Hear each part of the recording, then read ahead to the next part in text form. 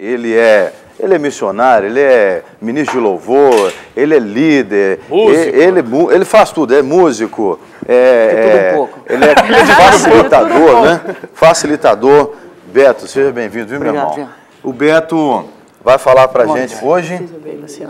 Você hoje está congregando na 8ª Presbiteriana aqui, pastor Jeremias Pereira. O pastor Jeremias é meu pastor desde 1984. Então não é hoje, não. Porque você fica viajando o Brasil. Eu sou uma pessoa itinerante. Aliás, pastor Gerê, substância pura, né? Um abraço, pastor Gerê. Então, você estava contando para a gente que você faz um trabalho já com a Jocum há muito tempo, Exato. né? E já gravou CD, tem músicas, aliás, conhecidas que você gravou também, não é? Então, conta um pouco para a gente qual é a sua atuação realmente, o que você já fez através da Jocum. Você acabou de contar para você contou para a gente que acabou de chegar da Itália, ficou um período na Itália, né? Fazendo o que na Itália?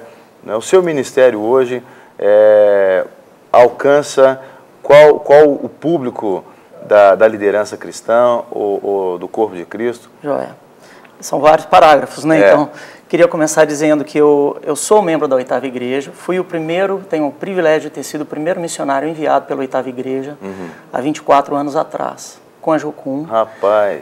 Hoje a 8ª Igreja é uma igreja missionária, com um quadro grande de missionários, uma igreja que tem a visão, a generosidade, o backup para orar, para interceder, né, pelos missionários da igreja. E como eu, desde começo dos anos 90, eu saí de Belo Horizonte, fui para São Paulo, comecei o trabalho da Jocum em São Paulo, me identifico muito com vocês que vieram de lá, que eu amo São Paulo. Não, Paulo, isso aqui é só ele. É só você mineiro. Eu fui inteligente. Mas o sotaque é a influência dele. Ele já está falando Belo Horizonte, né? Não, ele está falando Belo Horizonte, eu acabei de falar Belo Horizonte.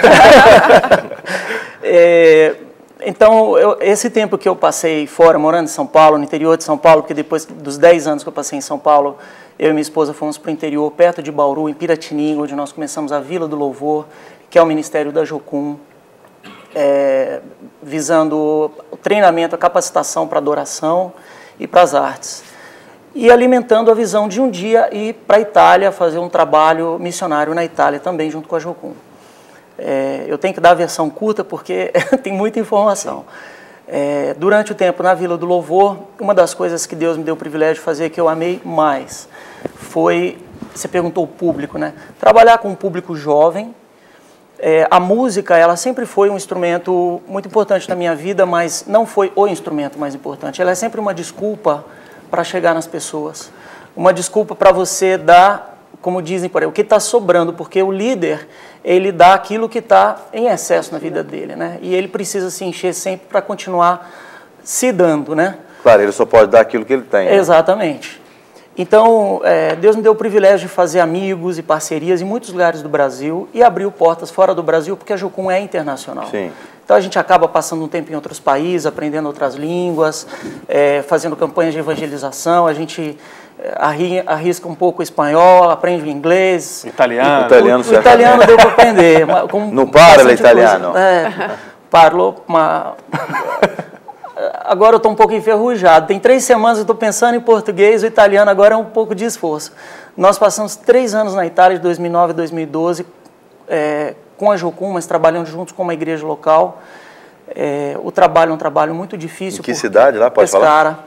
Pescara. Pescara é uma cidade no oceano, no Mar Adriático, a 250 quilômetros de Roma, e no centro da Itália, na panturrilha da bota.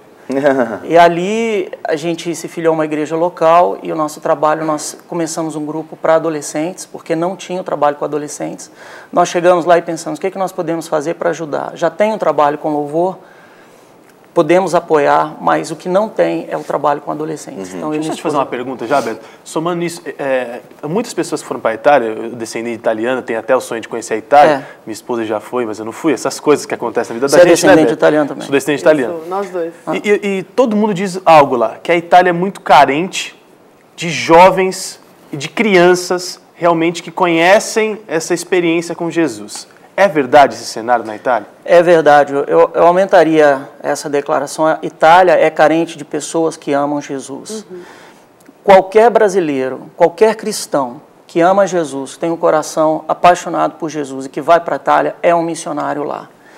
Nós temos vários amigos que são profissionais, muitos brasileiros que são profissionais, vários jogadores de futebol, que são alguns dos maiores missionários que a Itália tem. Eles evangelizam, eles oram antes do jogo, eles fazem reuniões em casa.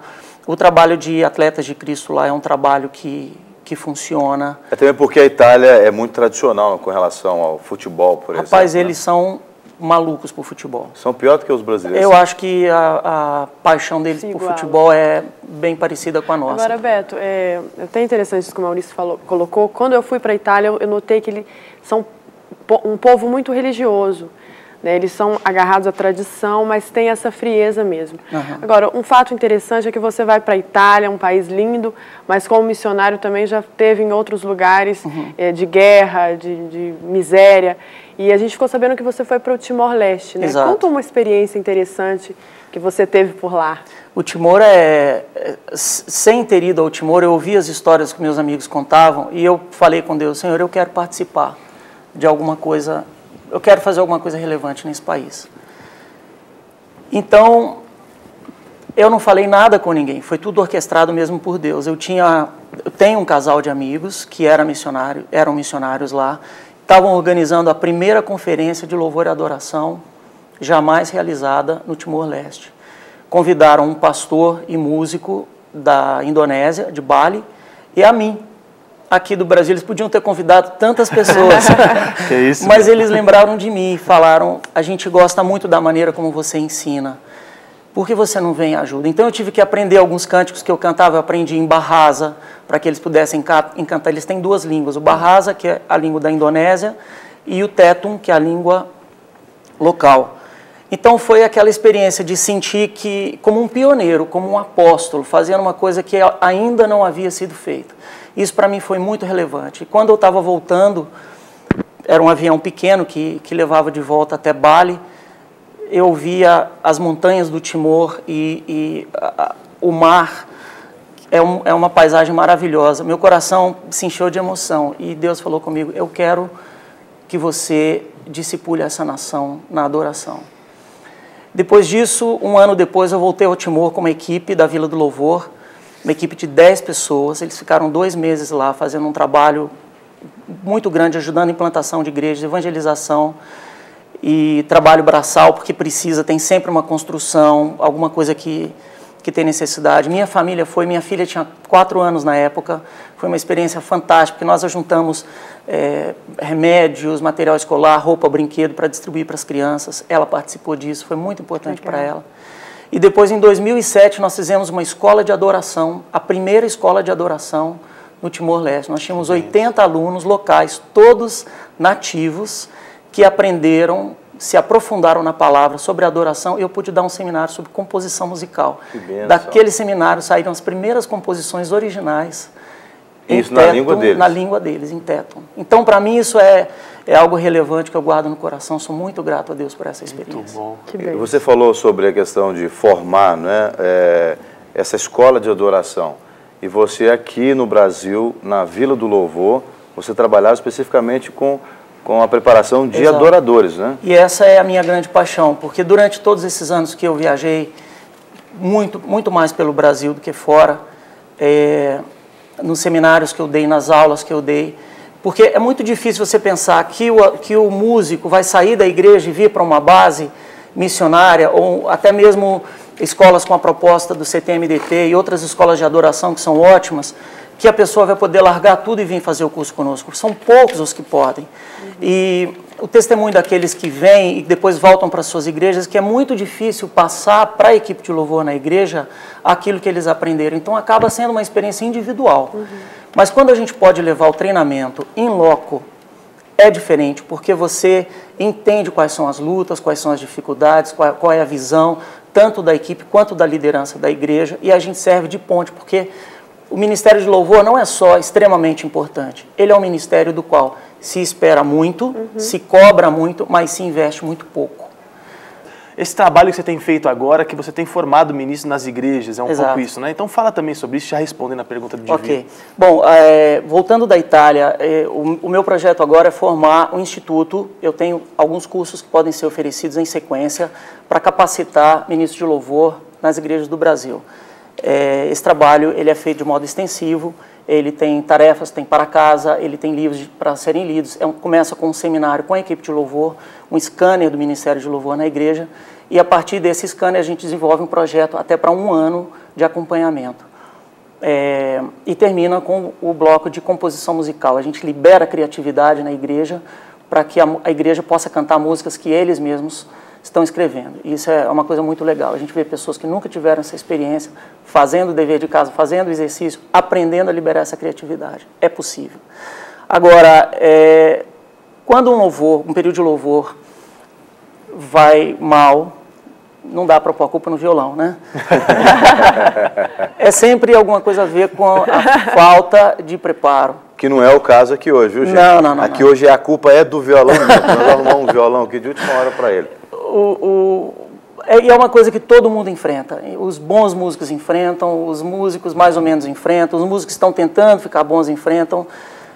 E não depende só de técnica também. Porque o louvor e a adoração ele envolve várias variáveis. Ele tem a ver com a parte espiritual, ele tem a ver com as emoções, como a gente está se sentindo no dia, com os nossos conflitos, com os relacionamentos dentro da equipe de louvor. Tem a ver com, às vezes, até com a parte física, uma enfermidade, um problema que a pessoa está tendo na hora. Tem várias coisas que impedem a gente de fluir 100% quando está ministrando louvor. Em primeiro lugar, eu acho que um louvor bom é aquele que alcança o seu objetivo. Qual é o alvo do período de louvor? É levar a igreja a adorar Jesus. E eu não estou falando só de indivíduos, levar indivíduos a adorarem Jesus, mas levar a congregação, seja ela do tamanho que for. Se você está vendo que a igreja está fluindo, está te acompanhando, está te seguindo na tua liderança, você está realizando o seu trabalho. Quando o seu trabalho não está sendo bem feito, mesmo assim alguém vai se beneficiar, porque a palavra de Deus diz que a palavra dele não volta em vão. Então, ela sempre produz fruto. Mas o objetivo é atingir a congregação como um todo. Ajudar a congregação a sair do lugar onde ela está, e as pessoas chegam na igreja com sua bagagem, com seus problemas, com suas crises, preocupações, dores. E quando a gente ajuda a congregação a ultrapassar esses problemas, a vencer esses problemas e a adorar a Deus a despeito dos seus problemas, nós fizemos o nosso trabalho. Então, esse é um bom período de louvor. Às vezes, um solista erra o solo. Às vezes, um retorno não funciona bem, a pessoa desafina. Mas não pode ser isso somente que vai medir o sucesso ou, digamos, a qualidade de um período de louvor. Se a igreja adorou, então nós fizemos o nosso trabalho.